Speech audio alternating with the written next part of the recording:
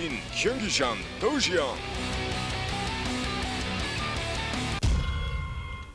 All right, guys, here we are on none other than the one, the only Antigua Shipyard.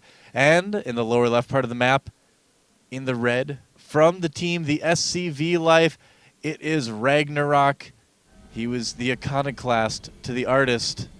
But can he take on, in the orange, from the team ReIGN, it is a PvP master, but this time playing some PvZ. Yep. Inori. Still a very, very well-rounded player, though. A very good player at that. Formerly of FOU, then FXO. And that's actually, right. He knows Artist very, very well. As a matter of fact, Artist used to be a FOU player. Yes. Did not make the switch over to FXO. Was actually teamless for a little while before he made the switch, come over here to the States and play with ReIGN. But now, Inori has won an online event, at least one online event, and the finals of that, if I remember right, was against Boom Boom Prime. It was actually, I believe it was last player standing number 2. It was it might have been a different online cup. I'm trying to remember. I actually casted it, but after you cast like thousands of games, you end up kind of getting some mixed up here and there. Yes. But yeah, but he did definitely play against a good Zerg in Boom Boom in the finals there, and he played some really solid PvZ. Now that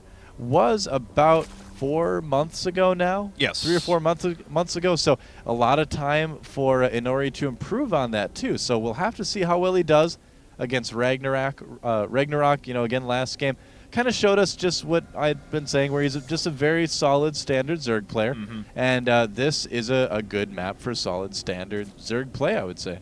And that is definitely true, the way you can take maps, and even take maps at the subsequent groups of 3 bases as well, is actually pretty easy, or at least able to connect creep there and, you know, cut off half the map, that sort of a thing. Looks like Inori actually going to go with a Nexus first build, though. Okay. We'll see how he wants to follow this up, because his opponent is actually pool first. Yep, nothing wrong with that. Going pool first kind of just says that you want to get a little bit more economy going before you go into something like Zergling speed or something like that. Oh, nice. He gets a hatchery down. A little bit of a mess up there by Inori, letting that hatchery finish a little bit early. And looks like he's throwing a forge up at the front wall here. He's doing that particular build of, or brand, I should say, of Forge Fast Expand, which involves adding structures in towards your Nexus rather than putting it up at the front of this ramp or something along those lines. Yep. Should keep him pretty safe. That's very true. And I'm still waiting for Protoss to start taking more Nexuses than just the first one. I just saw a TVP on the GSL, I was just watching it, where the Protoss actually went 1-gate Nexus into 8-gate, which just really, really changes things around. And he actually won, too. It was very, very cool. Was that parting, or was that puzzle? Yeah, it was parting versus Nada, actually, and it was on Daybreak. It was very cool. This map, of course, a little bit smaller for doing something like that. But sure. I don't know, as players want to play, you know, more and more macro games, you kind of get that weird situation where players can take more and more early bases. So we'll have to kind of wait and see. All right. Well, Inori's going to run back home, but it looks like his photon cannon finished up just in time to greet that Zergling. Bye-bye, Zergling. And Cybernetics Sword coming up just along the side as well. He has already double gas, but nothing too out of the ordinary there. Leaves him a lot of flexibility for what tech path he decides to end up going down. RagnaroK getting that really quick third hatchery. This is what we see DRG do a lot, actually, in ZVP. He loves to just go pool first and then get those 2 hatcheries really, really quickly. And if the Protoss Forge expands like this, there's not a whole lot they can do about it. Absolutely. I mean, you know, Inori's economy is still going to be quite good because of the Nexus first, so he's going to have a very, very nice economic fundamental basis to approach the rest of his game. But RagnaroK, as we said, he is going to meet, even exceed his opponent a little bit, staying 1 base up, of course. We already have +1 with Warp Gate technology being researched for Inori. Okay. And I'm waiting to see how many gateways go down here for Inori. Getting that +1, there's a couple different things you can do. He is making that Stalker, so I don't think we're going to see any sort of like a +1 Zealot pressure. I've got a feeling he's going to be going into something a little bit more standard, probably something like maybe +2 blink timing or something like that. On this map, that is an especially good build to do. And I don't know. I mean, Inori is known for being really, really creative and good in PvP, but in PvC, he's more of an all-around PvZer, I would say. So doing a good, solid build like that, I think would serve him pretty well in this case. And I like how he put one of his gateways up here so that any scouting overlords weren't going to check that out. So yeah.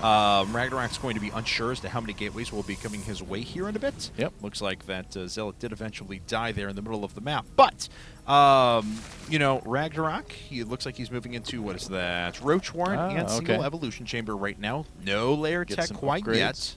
Yeah. And Inori is saving up quite a bit of gas here. I wonder what he's planning on using that for. Might just be for some sentries. He's making one right now. Warp Gate research not quite finished yet. But could also see some tech, too. It looks like it's not going to be any sort of fast +2 because we don't have a Twilight Council quite yet. Right. We'll see. Looks like he's going to move up here with a few Zerglings. Then we'll see if he decides to get an armor upgrade along with this, or if he's just going to completely defy our expectations. But he is accumulating a lot of resources right now. And here comes another Overlord. There's Twilight Council. It's appearing over at the Natural. All right, a little bit later there, but this will let him get out a few more gateways, I suppose. And looks like that Overlord is, looks like it's just going to chug ahead and sacrifice itself, of course. Yep. And it will die here, unceremoniously. A few Zerglings trying to get in through the front as well. Let's see if they're able to get a read on any of these structures coming up. Nope, not really.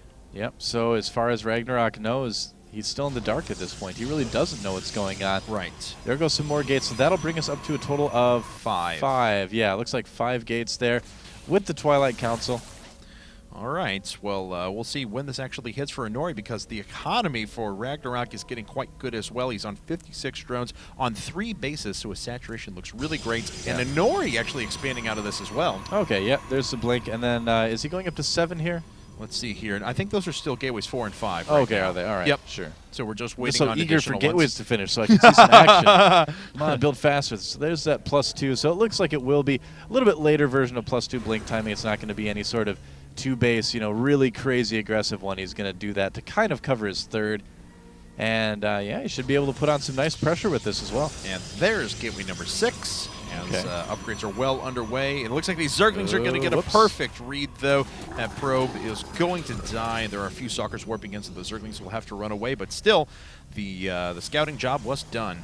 Yeah, it brings everything right back there. Oh, the Zerglings are going to get in and see the Twilight Council as well. In fact, one's going to get all the way in the main and see absolutely everything. Yeah, you're absolutely right there.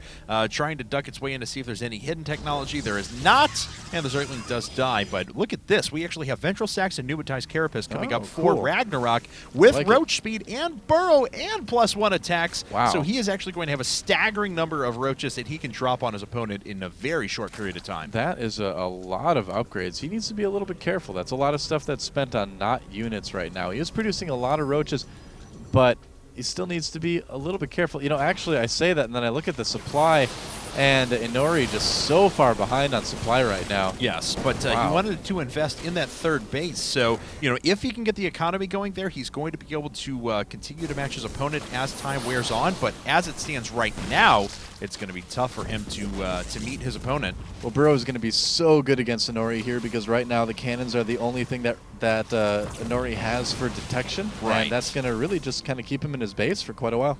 Well, let's see here how much RagnaroK wants to push this. He does have Overlords in the middle as well, with Ventral Sacs just about to finish up.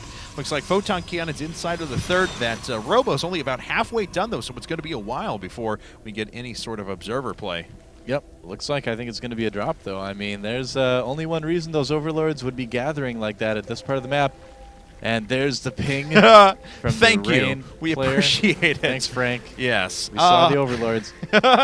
Well, here comes the drop now. 177, now 183 supply at the 12-minute and 20-second mark. This is staggering macro from RagnaroK. This game playing so well. Really, really impressive here. And that's a good amount of Roaches to deal with in the front. All the Stalkers come back, and now the 3rd is under attack from RagnaroK as well. Yes, it is.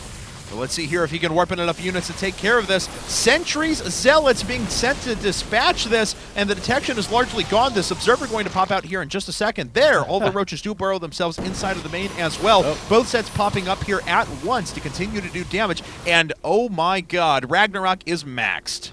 Yep, really, really nicely done. He is just annihilating Inori in terms of supply. And I don't know, I mean, Inori He's kind of playing a little bit bad this game, just not really keeping up on things like he should be. Right.